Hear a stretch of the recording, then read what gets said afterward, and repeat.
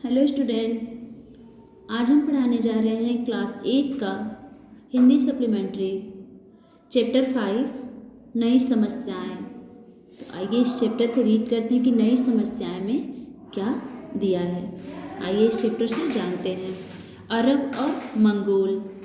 जब हर्ष उत्तर भारत में एक शक्तिशाली साम्राज्य के शासक थे और विद्वान चीनी यानी वान त्यांग नालंदा में अध्ययन कर रहे थे, उसी समय अरब में इस्लाम अपना रूप ग्रहण कर रहा था। भारत के मध्य भाग तक पहुँचने में इसे लगभग 600 वर्ष लग गए और जब उसने राजनीतिक विजय के साथ भारत में प्रवेश किया तब वह बहुत बदल चुका था और उसके नेता दूसरे लोग थे।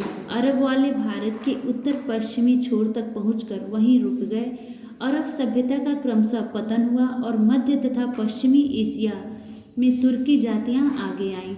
भारत के सीमावर्ती प्रदेश से यही तुर्क और अफगान इस्लाम को राजनीतिक शक्ति के रूप में भारत लाए। अरबों ने बड़ी आसानी से दूर दूर तक फैलकर तमाम इलाके फतह किए, पर भारत में भी तब भी और बाद में भी सिंध से आगे नहीं बढ़े। शायद भारत तब भी आक्रमणकारियों को रोकने के लिए काफ़ी मजबूत था। किसी हद तक इसका कारण अरबों के आंतरिक झगड़े भी हो सकते हैं। सिंध बगदाद की केंद्रीय सत्ता से अलग होकर एक छोटा सा स्वतंत्र राज्य हो गया। हालांकि आक्रमण नहीं हुआ, पर भारत और अरब के बीच संपर्क बढ़ने लगा। दोनों ओर से यात्रियों का आना जाना हुआ, राजदूतावासों की अदला बदली हुई। भारतीय पुस्तकें विशेषकर गणित और खगोल शास्त्र पर बगदाद पहुंची और वहां अरबी में उनके अनुवाद हुए। बहुत से भारतीय चिकित्सक बगदाद गए।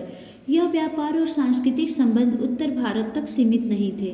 भारत के दक्षिणी राज्यों ने भी उसमें हिस्सा लिया, विशेषकर राष्ट्रकूटों ने जो भारत के पश्चिमी तट से व्यापार किया करते थे।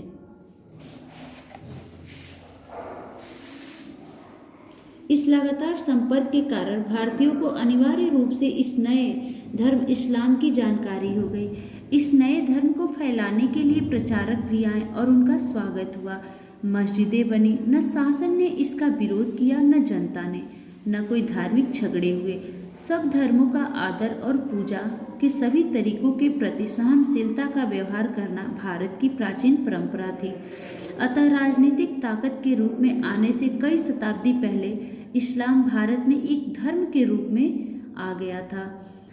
नेक्स्ट महमूद गजनवी और अफगान। लगभग 300 वर्ष तक भारत पर कोई और आक्रमण नहीं हुआ। 1000 ईस्वी पूर्व के आसपास अफगानिस्तान के सुल्तान महमूद गजनवी ने भारत पर आक्रमण करने आरंभ किए। महमूद गजनवी तुर्क था जिसने मध्य एशिया में अपनी ताकत बढ़ा ली थी। उसने बड़ी निर्ममता से कई आक्रमण किए जिनमें बहुत खून खराबा हुआ। हर बार महमूद अपने साथ बहुत बड़ा खजाना ले गया। हिंदू धूलकड़ों की तरह चारों तरफ बिखर गए और उनकी याद भरे लोगों के मुंह में पुराने किस्से की तरह बाकी रह गए, जो तितर बितर हो गए। बचे रहे उनके मन में सभी मुसलमानों के प्रति गहरी नफरत पैदा हो गई। अनुमान लगाया जा सकता है कि महमूद ने कितनी तबाही की थी, पर महमूद ने उत्तरी भारत के सिर्फ एक टुकड़े को छुआ और लूटा था जो उसके धावे के रास्ते में पड़ा था। पूरा मध्य पूर्वी और दक्षिणी भारत उससे पूरी तरह बच गया था। महमूद ने पंजाब और सिंधु को अपने राज्य में मिला लिया। वह हर धावे के साथ गजनी लौट जाता था। वह कश्मीर पर विजय नहीं पा सका।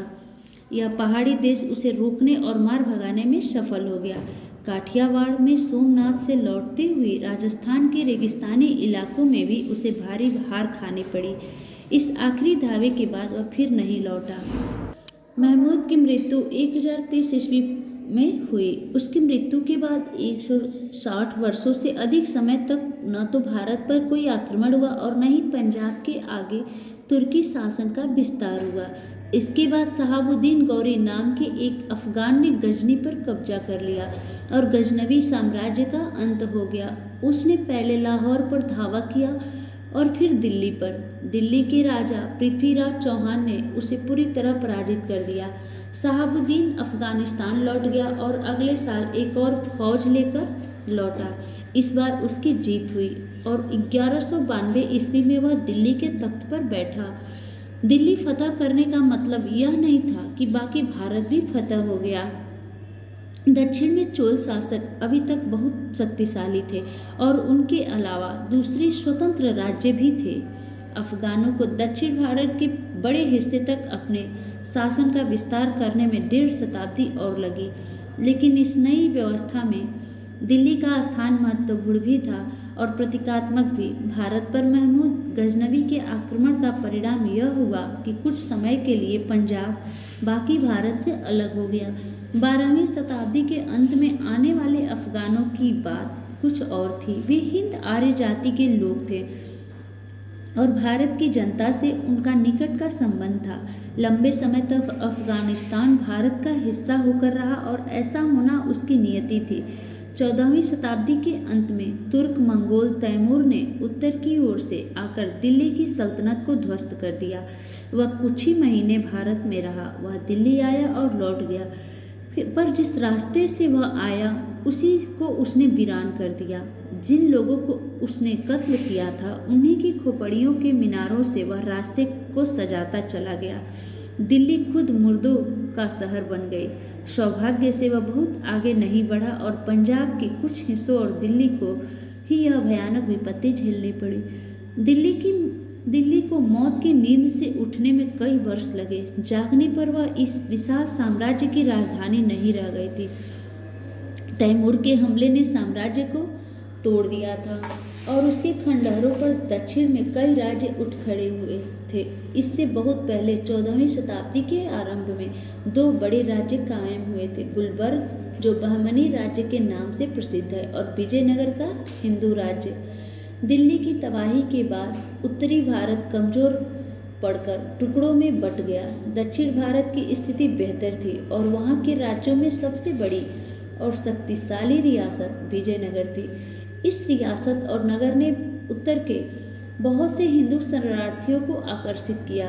उपलब्ध वृत्तांतों से पता चलता है कि शहर बहुत समृद्ध और सुंदर था। जब दक्षिण में विजयनगर तरक्की कर रहा था, उस समय उत्तर की पहाड़ियों से होकर एक और हमलावर दिल्ली के पास पानीपत के प्रसिद्ध मैदान में आया। उसने 1526 ईस्वी में दिल्ली के सिंहासन को जीत लिया। मध्य एशिया के तैमूर वंश का यह तुर्क मंगोल बाबर था। भारत में मुगल साम्राज्य की नींव उसी ने डाली। तो ये आपका चैप्टर 5 था। तो आप इस चैप्टर को आप पढ़िएगा और अपने इतिहास के बारे में जानिएगा कि हमारे देश पे कितने लोग आक्रमण किए हैं और कितने लोगों ने लूट लिया है हमारे भारत को। तो ये आप चैप्टर को पढ़िएगा। आपकी क्लास ओवर होती है। Thank you.